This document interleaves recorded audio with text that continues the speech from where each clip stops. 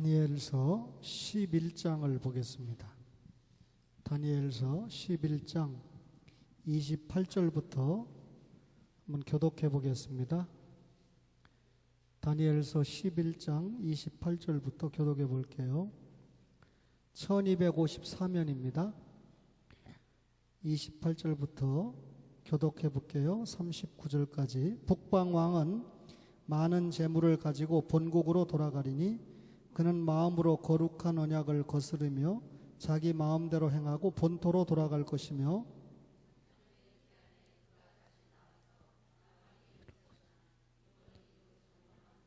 이는 기띔의 배들이 이르러 그를 칠 것임이라. 그가 낙심하고 돌아가면서 맺은 거룩한 언약에 분노하였고 자기 땅에 돌아가서는 맺은 거룩한 언약을 배반하는 자들을 살필 것이며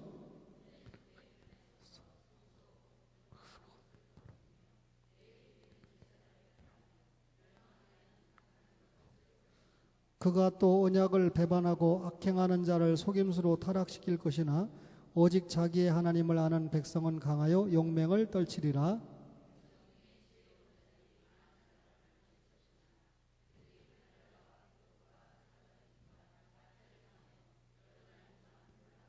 그들이 몰락할 때 도움을 조금 얻을 것이나 많은 사람들이 속임수로 그들과 결합할 것이며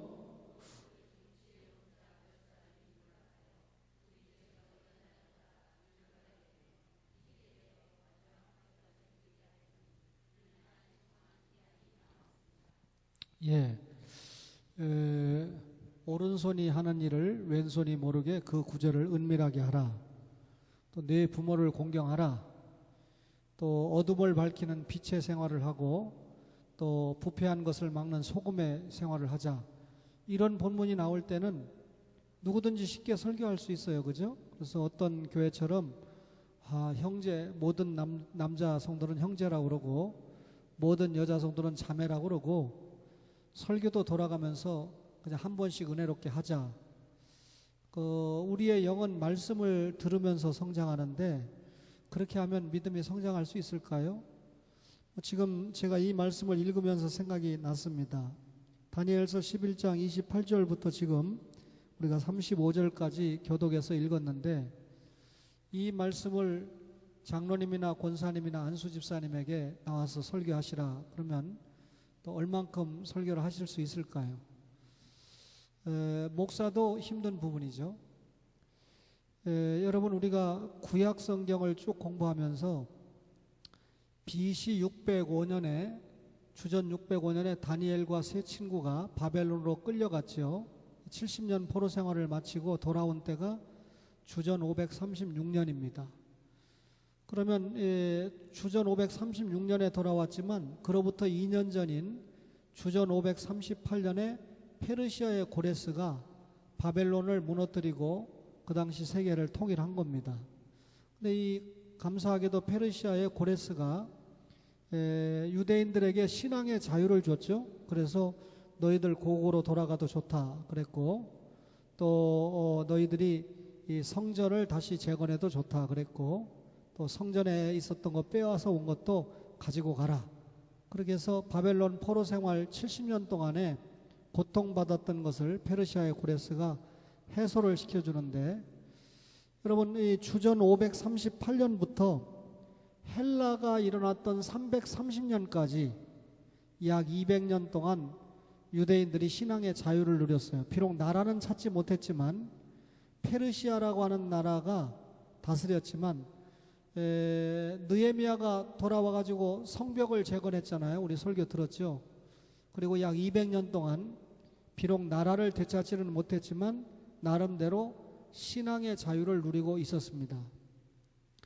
그런데 330년에는 여러분들이 익히 들었던 그 헬라의 알렉산더가 세계를 제패하지 않습니까? 그러니까 페르시아도 헬라의 수중에 떨어지게 되는데 이 헬라의 알렉산더도 20살의 왕이 돼가지고 32살까지 정복을 하는데 이 32살이라면 아마 오늘 찬양을 인도한 청년의 나이쯤 되죠.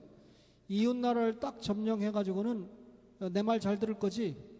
그래 알았어. 그러면 유다가 됐든지 어떤 나라든지 그 나라 사람들이 갖고 있는 신앙의 자유를 허락을 해 주었습니다. 종교적인 자유를 허락을 해 줬다 그 말이죠. 근데 이 알렉산더가 일찍 죽어요. 일찍 죽은 다음에 네 사람의 왕이 분할해서 통치를 하게 되는데, 우리의 관심은 선민인 유다 백성들이 살고 있는 곳을 누가 통치하느냐, 이게 성경을 해석하는 데 있어서 관심을 갖지 않습니까?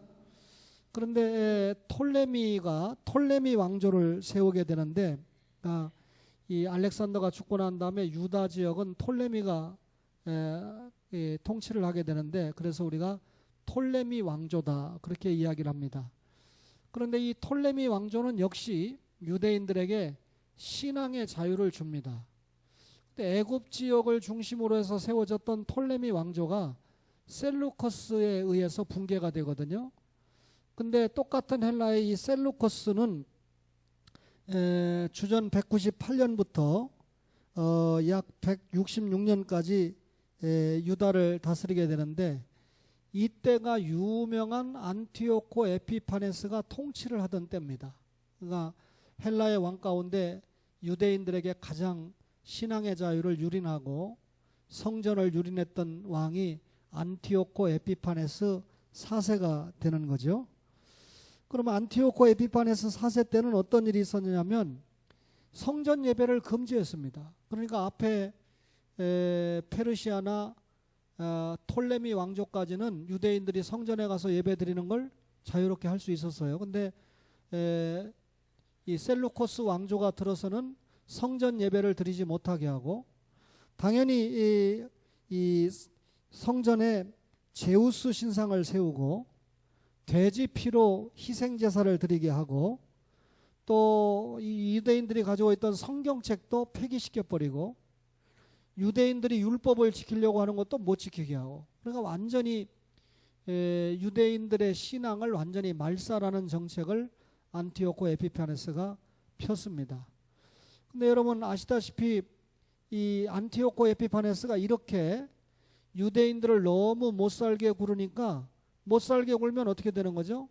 독립운동이 일어나죠. 우리가 지금 일제 말기 역사를 새로 써야 된다, 이건 문재인 정부가 들어섰기 때문에 그렇다고는 저는 보지 않아요. 그러니까 이 갑오 경장이라든지 을미사변이라든지 이런 것들이 우리가 너무 무식하니까, 해방 이후에 너무 무식하니까 일본 애들이 가졌던 식민지 사관에 의해서 상당 부분 역사가 조명됐다.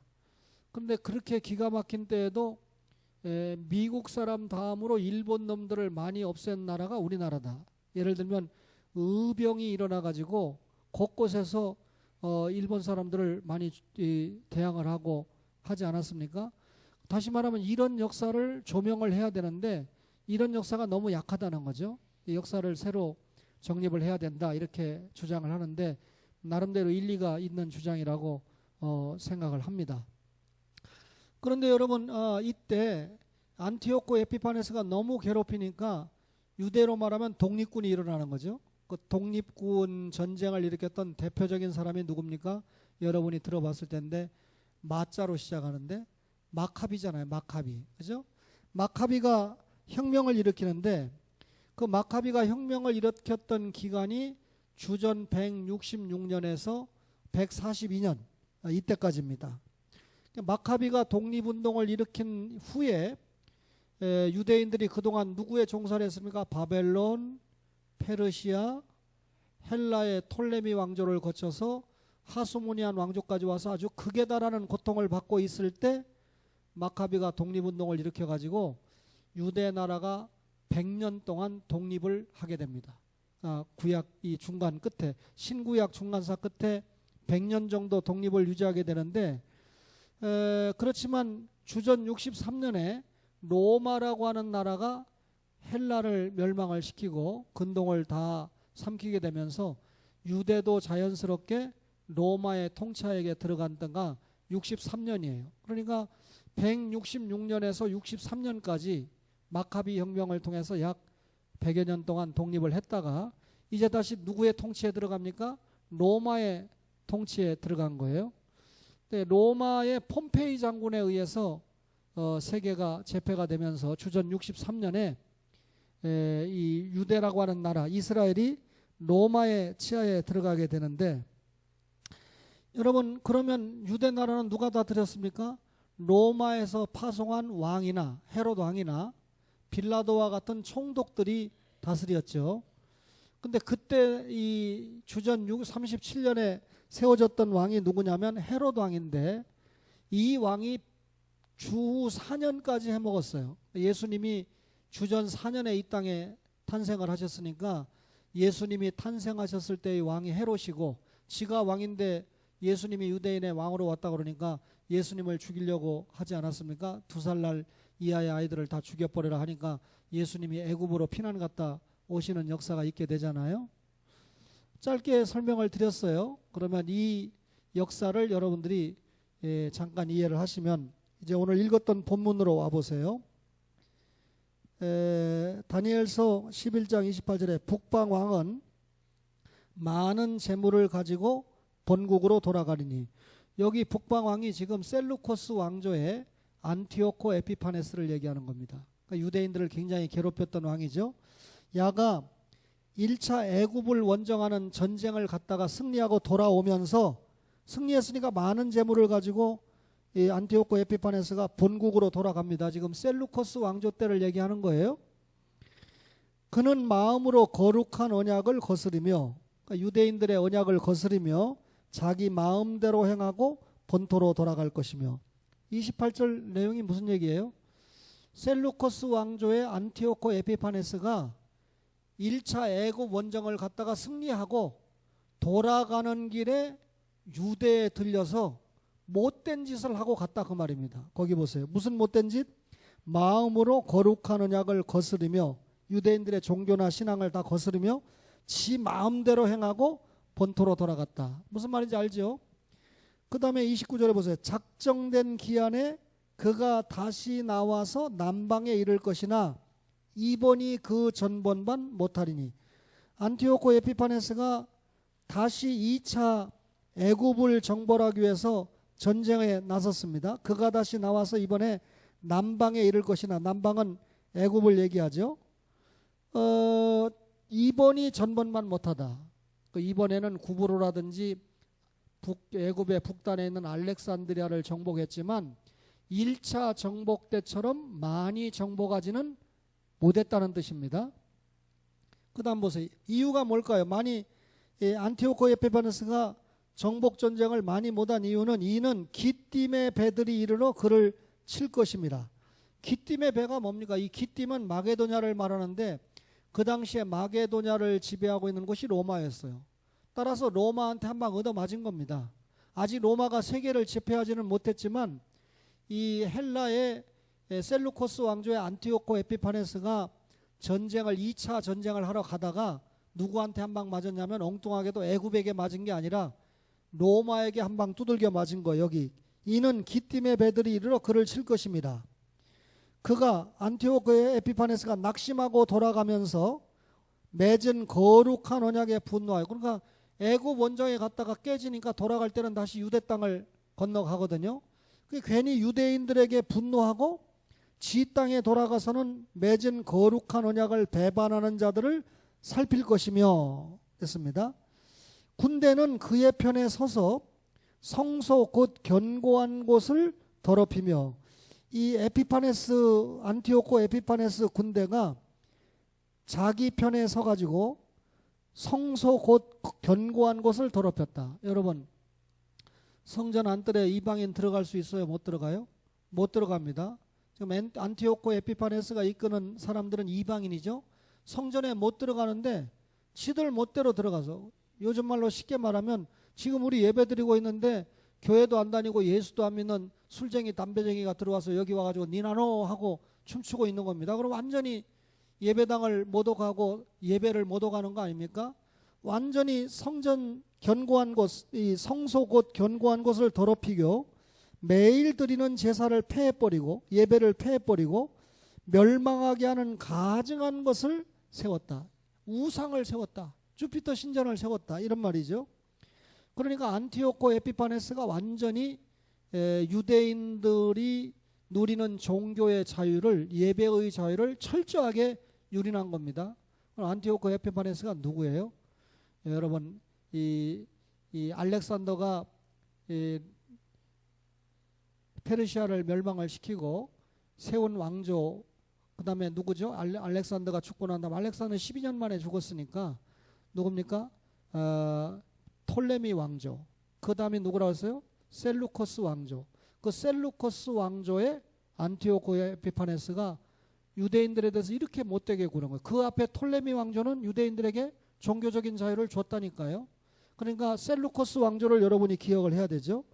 그런데 32절 보세요.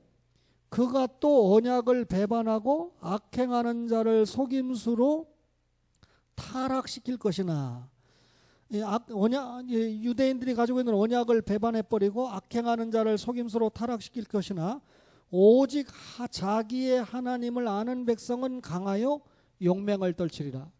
여러분 신사참배를 강요하는 그 시기에도 죽으면 죽을 값에 신사참배를 반대한 분들이 계십니다. 그렇죠? 여러분 잘 아시지 않습니까? 그죠? 주기철 목사님 같은 분들. 주기철 목사님 아들은 인천에서 제일 큰 장로교회 목사님이 됐잖아요. 그죠? 아무리 생각해도 그분이 순교자의 손자라는 이유 때문에 큰 교회 부임했지, 그분이 다른 분보다 학벌이 더 있습니까? 기도를 더 했습니까? 우리가 생각할 때 얼굴이 잘생겼습니까? 할아버지 덕 단단히 본 거죠. 그렇죠? 우리 양양모 목사님도 스스로 이야기하기를 자기가 전혀 목사가 되기도 어렵고 이 정도의 축복을 받기도 어려운데 할아버지 덕에 그 정도 덕을 본다고 그렇게 고백을 하고 있어요. 감사한 일이죠. 어쨌든지 간에 그 얘기입니다. 그 다음에 여러분 여기 보니까 오직 자기의 하나님을 아는 백성, 유대인 가운데 하시딤을 얘기하는 겁니다. 하도 안티오코 에피파네스가 유대인들을 괴롭히고 제사 못 지내게 하고 성전을 타락시키니까 우리는 진짜 하나님 앞에 신앙을 지켜야 된다고 일어난 하시딤을 이야기하기를 오직 자기의 하나님을 아는 백성은 밟히면 밟힐수록 용맹을 떨쳤다. 핍박을 받으면 받을수록 오히려 신앙을 더 지켰다. 그 말입니다. 백성 중에 지혜로운 자들이 많은 사람을 가르칠 것이나 그들이 칼날과 불꽃과 사로잡힘과 약탈을 당하여 여러 날 동안 몰락하리라. 지혜로운 자들이 많은 사람을 가르친다. 여러분 오전에 설교할 때 지식의 말씀, 지혜의 말씀을 얘기했는데 둘 다 지식의 말씀이든 지혜의 말씀이든 성경 말씀을 얘기하는 거예요. 지식의 말씀을 가르친다는 건 성경을 깨닫게 해드리는 겁니다. 지금 이 말씀을 여러분에게 깨닫게 한다면 제가 지식의 말씀을 전하는 거예요. 근데 깨달은 말씀을 가지고 이때 이 안티오코 에피파네스 당시에 하시딤들을 중심으로 이렇게 믿음을 지켰는데 우리도 믿음을 잘 지켜야 되겠다라고 행동에 옮긴다면 그게 지혜의 말씀이 되는 겁니다. 두 가지 말씀이 다 필요하죠. 그죠? 모르는데 어떻게 지켜요? 법을 모르는데 어떻게 지켜요? 그렇죠? 그 다음에 여러분 거기 보니까 백성 중에 지혜로운 자들이 많은 사람을 가르칠 것이나 안티오코 에피파네스의 칼날과 불꽃과 사로잡힘과 약탈을 당하여 여러 날 동안 몰락하리라. 그러니까 신앙을 지키려고 일어나면 일어날수록 그래 너는 똑똑해 신앙 잘 지켜 믿음 좋구나 이게 아니고 계속해서 핍박한다는 거죠. 계속해서 고통을 준다는 거죠. 근데 34절에 보니까 그들이 몰락할 때 도움을 조금 얻을 것이나, 기가 막힌 말입니다. 하시딤과 같은 신앙을 지키겠다는 사람이 일어났을 때 여러분 칼과 창을 가진 안티오코 에피파네스 군대가 괴롭히니까 몰락해 안 해요? 겉으로 볼 때는 몰락할 수밖에 없죠. 그런데 거기 도움을 조금 얻을 것이나, 몰락할 수밖에 없는 안티오코 에피파네스에 밟혀가지고 신앙 있는 사람들이 몰락할 수밖에 없는데 도움을 조금 받는다. 이 말은 조금 전에 말씀드린 마카비라는 지도자가 일어난다 그 말입니다. 그래서 여기 도움을 조금 얻을 것이나 이 말은 주전 166년부터 142년까지 있었던 마카비 혁명을 얘기하는 거예요. 역사를 모르면 이게 마카비인지 적합인지 알 수가 없죠. 그죠? 엄청나게 고통을 받을 때 유대 신앙의 지도자 가운데 마카비가 일어나서 신앙 회복 운동, 하나님 앞에 바로 서는 운동을 일으켰던 겁니다. 그래서 그걸 성경은 그들이 괴로움을 당할 때 몰락할 때 도움을 조금 얻을 것이나 많은 사람들이 속임수로 그들과 결합할 것이며, 여러분 조금 전에 말씀드렸지만 알렉산더 대왕이 이루어낸 왕조가 톨레미 왕조잖아요. 그 다음에 톨레미 왕조를 멸망시키고 일으킨 게 유다 지역을 다스렸던 것이 셀루코스 왕조잖아요. 이 왕조를 하스모니안 왕조라고 그럽니다. 하스모니안 왕조라고 그러는데, 여기 보면 많은 사람들이 속임수로 그들과 결합할 것이며, 톨레미 왕조를 멸망시키고 셀루코스가 들어섰을 때 이게 하스모니안 왕조인데, 이 하스모니아 왕조 때 그러니까 이 유대인들 가운데도 마카비아와 같이 제정신을 차리고 신앙을 지킨 사람들이 있은 반면에 이완용이나 일파같이 일본에 앞잡이 노릇을 했던 것처럼 완전히 에피파네스에 붙어가지고 살았던 유대인들도 있습니다. 변절자들이죠. 또 그들 중 지혜로운 자 몇 사람이 몰락하여 무리 중에서 연단을 받아. 지혜로운 자는 유대인들 가운데 믿음을 지켰던 신앙의 선진들입니다. 근데 에피파네스가 너무 괴롭히니까 몰락하였다 이렇게 표현했는데, 그 몰락하여 무리 중에서 연단을 받아, 하스몬 왕조를 통해서 엄청나게 연단을 받아 결국은 연단을 받았지만 어떻게 됩니까? 정결하게 되며 희게 되어 마지막 때까지 이르게 하리니 이는 아직 정한 기한이 남았습니다. 결국은 마카비 혁명을 통해서 약 정한 기간 100년 동안 유대인들이 신앙의 자유를 누리고 성전 예배를 드리고 율법을 지킬 수 있고 안식일도 지킬 수 있고 형제지간에 사랑할 수 있고, 이런 말씀을 이야기한 것입니다. 그러면 여러분, 오늘 여러분들에게 제가 설교 제목을 뭘로 제시했습니까? 헬라 제국과 예수 운동으로 제시를 했어요. 다음 주에는 로마 제국과 예수 운동을 제시하려고 하는데, 지난 주간에 우리가 이 말씀을 짧게 여러분에게 설명을 드렸지만, 바벨론 포로 시대 때 신앙을 유린하려고 했지만 그 당시에 사드락과 메삭과 아벳느고가 여러분 풀무불에 던져짐을 당할지언정 금신상에 절하지 않았습니다. 왜 그랬을까? 예수 믿는 믿음 때문에 그런 거죠. 다니엘이 이 법의 어인이 지킨 걸 알면서도 30일 동안 기도하지 말라고 그랬는데, 여러분 어떻게 했습니까? 예루살렘을 향해서 창문을 열어놓고 하루 3번씩 구했잖아요. 결국 어디에 던져집니까? 사자굴에 던져짐을 당했습니다. 자, 풀무불에서 세 친구 살았어요? 죽었어요? 살았어요. 사자굴에서 다니엘 살았어요? 죽었어요? 세 친구와 다니엘이 능력이 있어서 살았습니까? 누가 살려줬죠? 하나님이 살려주셨습니다. 그러니까 그 기가 막힌 바벨론 포로 시기에 여러분, 하나님의 능력이 건재하고 하나님의 능력이 신앙의 사람들을 지킨다고 하는 것을 확실하게 보여주었습니다. 예수 운동이 핍박을 받는다고 끝나는 게 아니에요. 예수 운동은 어떤 시대든지 지속되고 있다라고 하는 것을 역사가 분명히 보여줬다는 뜻입니다. 자, 바벨론이라고 하는 나라가 어떤 나라에 망했죠? 페르시아의 고레스라고 하는 사람에 의해서 망했습니다.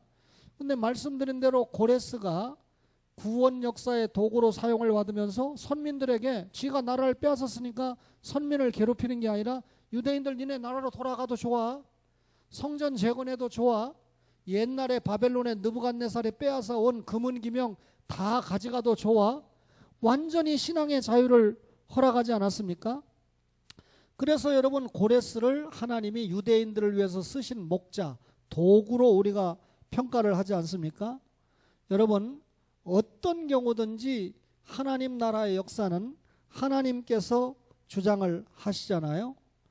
이때 여러분 잠깐 말씀을 드렸지만 바벨론 포로 생활을 마치고 돌아온 사람도 있지만, 일제에서 해방이 되니까 일본에서 돌아온 사람도 있지만, 일본에 이미 자리 잡은 사람들은 남아있는 사람들도 있습니다. 그죠? 바벨론에 남아있었던 사람이 있는데 바벨론이 이미 페르시아가 됐으니까 거기에 남아있는 사람들을 다 하마니가 죽이려고 그랬잖아요. 유대인들을 다, 남은 사람뿐만 아니라 전국의 산지에 있는 유대인이라는 유자만 딱 보이면 남녀노소 할 것 없이 다 죽이려고 했습니다. 그러면 결국 누가 못 오게 하려고 한 수작이죠. 예수님이 유대인들이 다 죽어버리면 뭐 유다집하고 아브라함이고 다윗이고 다 없어지는 거니까 예수님이 못 오게 달라든 거 아닙니까? 근데 하나님께서 그런 기가 막힌 시대에 이 얼굴이 예쁜 에스더라고 하는 여인을 통해서 어떻게 했습니까? 죽으면 죽으리다 해가지고 민족을 구원하는 역사를 에스더서를 통해서 우리가 보게 되죠. 그러니까 마귀가 아무리 하나님의 계획을 끊어내고 하나님의 계획을 도전하려고 해도 절대로 하나님의 역사는 망하지 않습니다. 그죠? 결국 그 시대에 에스더라고 하는 여인이 사용을 받은 거 아닙니까? 그러니까 여러분, 얼굴이 예쁘면 이렇게 사용을 받아야 되지, 텔레비전에 나와가지고 돈 많이 벌었다는 거 자랑하고, 그러다 심심하면 이혼하고, 심심하면 싸우고. 근데 옛날에는 안 그랬는데 제 아내가 요즘 조금 나이가 60 다 돼가면서 약간 연예인들 나오는 거 떠드는 걸 좀 자전거 타면서 들어서 내가, 그렇게 할 일이 없냐, 옛날처럼 성경 보고 옛날처럼 신앙서적을 봐라. 그거 당신이 그거 보면서 무슨 뭐 여자들 떠들고 연예인들 떠드는 거 들어주니까 그것들 몸값만 올라가고. 근데 그 말도 안 하려고 그랬는데 무슨 얘기하다가 무슨 연예인 이름을 모르는데 저는 몰라요. 뭐 지상렬이라고 하던가, 지상렬이가 어쩌고 그러는데, 지상렬이가 누구요? 내가 가수 이상렬이는 알지만 지상렬이 누군지 모른다. 지상렬이 모른다는 게 자랑은 아닌 것 같아요. 보니까 지상렬이 모르는 사람 아무도 없는 것 같네. 장시원 집사님은 모른대요. 뭐 유명한 배우인지 뭔지 탤런트인지 가수인지 하여튼. 근데 제가 모른다고 그러니까 그 말 그때 그런 얘기했어요. 그러니까 내가 모르는 건 죄가 아닌 것 같다. 그런 거 알아봐야 그 사람들이 뭐 어떻게 살고 뭐 개를 키우고 뭐 좀 뭐 그게 뭐 우리게 중요하냐. 제 아내도 동의하는 거지만 우리가 텔레비 봐주니까, 텔레비를 봐도 뉴스를 보고 시사 프로그램을 보고 다큐멘터리를 봐주고 이래야 기도 제목도 생기고 하는데, 뭐 연예인이 하루 3번 똥 싸고 밥 먹고 뭘 만들어 먹고 이런 걸 봐주니까 그것들 몸값만 올려가지고, 우리가 그것들 몸값 올려주면 좀 제대로 써야 되는데, 여러분 뭐 네이마르가 뭐 이정료가 2천억이라든가, 여러분 우리 교인들이 평생을 다 벌어도 2천억 못 벌을 것 같아요. 근데 이정료만 2천억이래요. 그러니 뭐 연예인들 스포츠 스타들 이렇게 몸값을 올려주는데, 그 몸값을 가지고 정말 바르게 쓰는 연예인이 있으면 우리가 박수 쳐주고, 그런 사람 오면 일부러 더 봐주고, 그렇지 않으면 꺼버려야 됩니다. 전에 연예인은 문제가 있다, 마약한 놈이다, 꺼버려야 돼요. 음주운전한 놈이다, 꺼버려야 돼요. 내 말이 틀렸어요? 봐주지 말아야 돼요. 걔만 나오면 시청률 딱 떨어진다, 이렇게 돼가지고 아예 모든 방송국에서 거절할 정도로 만들어 줘야 됩니다. 오해하지 마세요. 뭔 얘기하다 이야기했어요. 그러다가 여러분 헬라에, 저는 이제 제 아내가 집에 가서 또 따질 겁니다. 내가 무슨 텔레비만 보는 사람으로 얘기했다고. 안 그래요. 어쩌다가 자전거 탈 때 제가 빠져나갈 구멍을 얘기해야죠. 집에서 운동한다고 자전거 타잖아요. 저는 똑같이 자전거를 타도 뉴스를 보는데 제 아내는 가끔 뭐 그런 걸 보더라고요. 여러분, 이 헬라의 알렉산더가 어떻게 했습니까? 페르시아를 멸망시키고 새로운 제국을 세우지 않았습니까? 오늘 읽었던 다니엘서 11장은 헬라 제국 당시의 얘기를 하고 있는 거잖아요. 그죠? 그러면 헬라 제국 당시는 신구약 중간사에 들어가거든요. 왜냐하면 바벨론 포로 생활 마치고 돌아와서는 역사가 중단되고, 말라기가 끝나고 난 다음에 예수님 탄생하시는 마태복음으로 연결되니까 그 사이의 역사를 우리가 신구약 중간사라고 그러는데, 이 다니엘서나 혹은 유대 역사나 이런 걸 통해서 중간사를 알게 되는 거 아닙니까? 근데 그 중간 역사를 보니까 이 셀루코스 왕조의 안티오코 에피파네스 4세가 얼마나 못된 짓을 했는지 유대인들에게 아주 치를 떨게 했단 말이에요. 그럼에도 헬라의 알렉산더, 그러니까 페르시아를 멸망시켰던 아까 20살의 왕이 돼서 32살에 죽었다는 유명한 여러분 알렉산더 대왕은 어떻게 했냐면 다니엘서 10장 20절을 보세요. 다니엘서 10장 20절. 그가 이르되 내가 어찌하여 내게 왔는지 내가 아느냐. 이제 내가 돌아가서 바사 군주와 싸우려니와 내가 나간 후에는 누가 이를 것이라? 헬라의 군주. 이게 알렉산더거든요. 그죠? 알렉산더가 이를 것이다. 그럼 알렉산더가 이제 통일을 했습니다. 근데 알렉산더가 무슨 일을 했냐면 유대인들을 우대했습니다. 고레스가 우대한 것처럼 알렉산더도 유대인들을 우대했고 선민을 우대했고 또 유대인들이 예배의 자유를 누리도록 했습니다. 그리고 유대인들로 하여금 알렉산더가 이제 많은 지역을 점령했으니까 온 천하가 다 헬라의 땅으로 들어온 거 아닙니까? 유대인들이 가는 도시에 신흥 도시를 건설할 수 있도록 조치를 해 주었습니다. 그러니까 유대인들이 예배의 자유도 누릴 수 있고 유대인들이 모여서 비록 나라는 빼앗겼지만 유대인들이 모여서 도시도 건설할 수 있으니까 비록 예루살렘까지 가서 예배를 드리지 못하지만 자기들이 모인 곳에서 예배를 드릴 수 있는 뭐를 만들었죠? 두 글자. 물어보면 대답을 안 해요. 예, 제 아내가 대답하잖아요. 신앙서적을 많이 읽어서. 회당. 슈나고게를 만들었잖아요. 회당을 만들었잖아요. 그러니까 알렉산더 덕분으로 흩어진, 나라 없이 흩어진 유대인들이 가는 곳마다 회당을 만들어서 성경도 읽고 말씀도 듣고 예배를 드렸던 거 아닙니까? 근데 여러분 잘 들어보세요. 예수님께서 오셔서 회당에 가서 전도했어요, 안 했어요? 했지요. 특별히 예수님보다 더 길게 오랫동안 또 넓게, 예수님은 갈릴리를 중심으로 600리밖에 전도를 안 했지만 바울은 몇백 킬로, 몇천 킬로까지 가서 전도를 한 사람 아닙니까? 바울 사도가 안식일마다 어디에 가서 전도했죠? 회당에 가서 전도했습니다. 그러면 유대인들에게 전도하려면 유대인들이 모여있는 회당에 가야 딱 모이는데 이 유대인들이 모여있는 곳에 가서 전도할 수 있는 여건을 알고 보니까 누가 만들었던 겁니까? 알렉산더가 만들어줬던 겁니다. 알렉산더 왕 당시에 헬라 문화가 엄청나게 꽃피워졌는데 헬라 문화의 소산으로 여러분 코인의 방언이 그 당시에 대세였어요. 그러니까 헬라가 지배한 나라들이 소통하는 언어가, 일반적으로 소통하는 언어가 코인의 헬라였습니다. 코인해라고 하는 말은 일반적인, 보편적인 이런 말이거든요. 그러니까 이 코인의 헬라어를 가지면 웬만한 사람들이 다 말이 통하는 거예요. 근데 우리가 가지고 있는 신약 성경이 이 헬라어로 기록이 됐습니다. 아주 과학적인 언어로. 우리말은 솔직히 세종대왕이 굉장히 잘 만들었다는 걸 인정을 솔직히 하면서도 어떤 데 보면 의미가 이렇게 붙거나 어순을 갖다가 잘못 쓰거나 그러면 말이 바뀌는 경우가 딱 많거든요. 그죠? 아버지 가방에 들어가신다, 아버지 가 방에 들어가신다가 가짜가 이리 붙으면 엉뚱한 뜻이 되는 것처럼 굉장히 우리는 헷갈리는 부분이 더러더러 있어요. 그러니까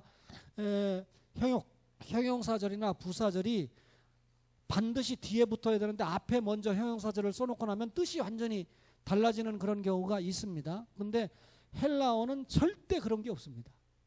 그러니까 딱 언어를 전달할 때 헬라어는 우리말같이 헷갈리는 게 없다 보니까 딱딱 성수격 등등이 딱딱 떨어져요. 과학적인 언어라고 그러죠. 하나님의 말씀을 전하는 데 있어서 헬라어만큼 과학적인 언어가 없는데 이 언어를 보급한 사람이 누굽니까? 헬라의 알렉산더다, 그 말입니다. 그러니까 알렉산더 예수 믿는 사람 아닙니다. 기껏해야 20살 때 남의 나라 쳐들어가서 정복 대왕으로 이름을 날렸던 사람인데 이 사람이 정치를 펼쳤던 유대인 우대 정책이라든지 이주의 자유를 허락했다든지 회당을 만드는 걸 자유롭게 했다든지 지 당시에 헬라 문화를 꽃피웠다든지 알렉산드리아 70만 권이 저장되어 있는 도서관을 만들었다든지, 그래 헬라 시대 때 유명한 그리스 철학자들이 엄청나게 나오는 거 아닙니까? 학자들이. 이런 것들이 결국 하나님의 복음을 기록하고 하나님의 복음을 전하는데 하나님이 쓰셨다 안 쓰셨다? 쓰셨다는 거예요. 그러면 결국 우리가 생각할 때 헬라와 같은 불신제국이 들어섰음에도 불구하고 하나님은 당신의 나라 역사를 위해서 이런 나라를 썼습니까? 안 썼습니까? 썼습니다. 그러니까 여러분과 저가 이 문재인 이 정권이 하나님 나라에 의해서 쓰임을 받을 수 있도록 우리가 기도를 해야 돼요. 그죠? 문재인이 예수 믿고 안 믿고는 난 그런 면에서는 두 번째라고 생각해요. 물론 예수 믿어야 되죠. 그죠? 예수 믿은 장로님들이 통치할 때 우리 이런 기도가 성취가 안 되더라고요. 오히려 예수 믿는 장로님이 가니까 주일날 시험 보는 거 만들어 놓고 전라도 대통령이 되니까 전라도에 고속도로 못 뚫어요. 뚫으려고 그러니까 경상도 사람이 봐라 전라도 대통령 되니까 저 짓만 하지. 그러니까 못 하는 거예요 오히려. 그러니까 오히려 우리 입장에서 볼 때는 불신 대통령이 됐을 때 얼마든지 더 말할 수 있는 여건은 되지 않나. 그렇다고 문재인 예수 믿고 지옥 가라는 말 아닙니다. 본인은 천주교 신자라고 얘기하죠. 그죠? 노무현 대통령도 천주교 신자라고 얘기하죠. 그리고 장면 이분도 천주교 신자라고 얘기하죠. 윤보선 천주교 신자라고 얘기하죠. 또 김영삼, 이명박, 또 누구죠? 이만승 아니고 이승만, 이렇게 기독교 장로님 아닙니까? 근데 일반적으로 잘 모르는 사람은 천주교도 기독교라고 그러거든요. 그러니까 이 나라의 짧은 역사에 기독교 계통의 대통령이 엄청나게 일어섰지만 뭐 달라졌습니까? 오해하지 마세요. 우리가 달라져야 돼요. 그죠? 결국은 이 정부가 들어섰을 때 우리 교회와 한국 교회가 좀 더 복음을 잘 전할 수 있는 그런 나라가 되기 위해서 페르시아와 헬라와 다음에 공부할 로마가 불신 왕국이지만 하나님 나라의 사용을 받았던 것처럼 이 문재인 정부가 하나님 나라의 사용을 받을 수 있도록 우리가 기도를 해야 됩니다. 여러분, 아무리 핍박이 와도 예수 운동은 절대로 중단되지 않습니다. 주님이 오시는 그날까지 이 예수님 운동은 지속될 것입니다. 초원에서 함께 예배드리는 여러분과 저가 이 예수 신앙 끝까지 무장해서 지식의 말씀으로 끝나는 것이 아니라 지혜의 말씀으로, 말씀을 듣고 깨달았으면, 이런 말씀을 통해서 역사를 통해서 이 말씀을 깨달았으니까 아무리 어려운, 우리 때는 이렇게 뭐 핍박을 당하는 일 없잖아요. 예배의 자유를 유린당하거나 성경 읽으려는데 못 읽으려고 하거나 교회 가려고 하는데 못 가게 하거나 이런 일은 없잖아요. 우리는 오히려 우리가 시험거리가 많죠. 놀러 가자는 유혹이라든지 교회 못 가게, 그죠? 이런 모든 유혹에서, 시험에서 이길 수 있는 그런 여러분과 저가 돼서 끝까지 우리 속에 있는 예수 구원을 통한 사명이 분출돼서 예수 운동이 지속되는 여러분과 저가 되기를 주의 이름으로 간절히 축원합니다.